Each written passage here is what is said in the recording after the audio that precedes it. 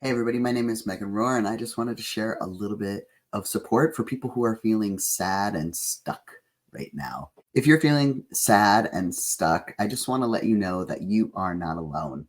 It is normal to come up against the edge of all that is hard and to wonder what you should do next, particularly in times like this where there's twinkly lights and advertisements that show everyone smiling and happy all the time and singing songs about joy and peace and hope, not feeling like you know what you want to do next or being worried that you are not going to have something positive happen in the near future is really normal. And it's particularly normal when you're working out what your next thing to do is. I want to lend you some support and let you know that if you are in this space, it is okay to be sad and stuck. If you can do one thing today that's going to make you stuck a little bit less, try doing that one thing. Maybe it's hanging out with a friend, maybe it's watching a movie, maybe it's just getting up and brushing your teeth, right? Depending upon how stuck you are. Maybe it is going outside and just looking at something that is beautiful scenery. Even if you don't engage with it, you just looked at it and it was slightly better. Song that works for you, anything, just a thing. And then congratulate yourself for doing a thing because now you're not stuck. You did a thing. Tomorrow you might do two things or you might be stuck again. But you just really need to hold on to the times when you are less stuck. Celebrate the ways that you are able to notice that you feel a little bit less sad. Follow the things that help you feel a little bit better. Now, don't go so deeply into them that you now jump from sad and stuckness into an addiction to a new thing, but just try doing a thing that feels slightly better. It could be a sweater that has a texture that you really like, and when you touch it, it's better than when you don't. This is not faking it till you make it. This is not follow these 8 steps and then you're going to feel better. It literally is, how can you make it through today? And the way you can make it through today to get to tomorrow, where you might have an opportunity to feel differently, is to just try a thing. Try a thing and reward yourself for trying it.